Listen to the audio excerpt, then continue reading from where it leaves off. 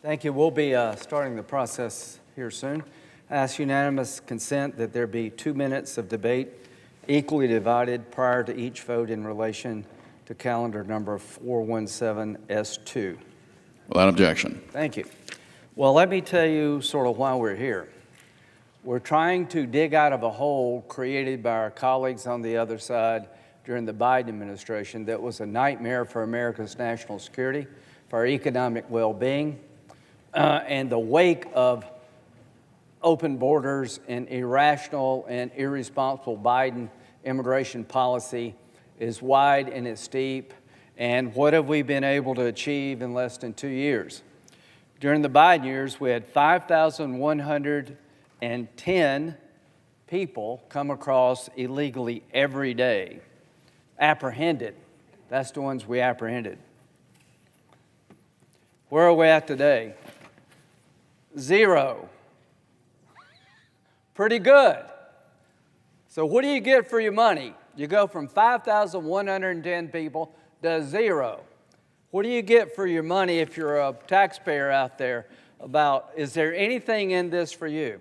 Yeah, you're less likely to be a victim of crime that results from out-of-control illegal immigration. Just in my state alone, in April 2026, a 12-year-old boy and a 9-year-old boy from Spartanburg were killed by illegal immigrant in a drunk driving car crash.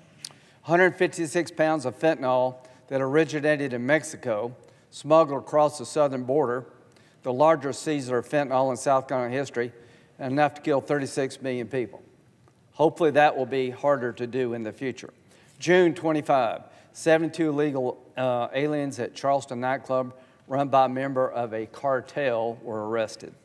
The University of South Carolina student, 21-year-old Nathaniel Baker, student, was killed in a hit-and-run crash by an illegal alien.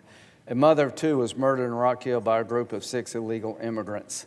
February 2025, DEA arrests 4 suspects in Sumter involved in money laundering for 2 Mexican cartels, and that's just the tip of the iceberg. What are we doing here? We're going to be spending $69.5 billion to accomplish 2 things: to fully fund the Border Patrol and ICE through the end of President Trump's term. Why are we here?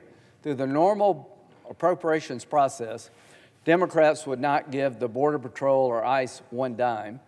We had reforms, we had agreement, and it just didn't work.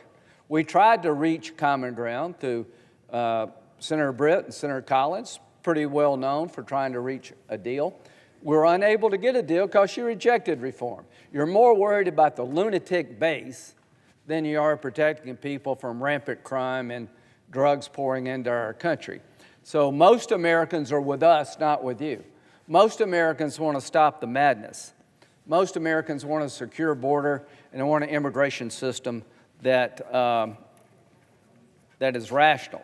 They want ICE to go after people that shouldn't be here illegally, and can we reform ICE? Yes. So you're going to get $38.6 billion to ICE so they can do their job, train new agents, have $108.5 million allocated to a fund for child exploitation investigations.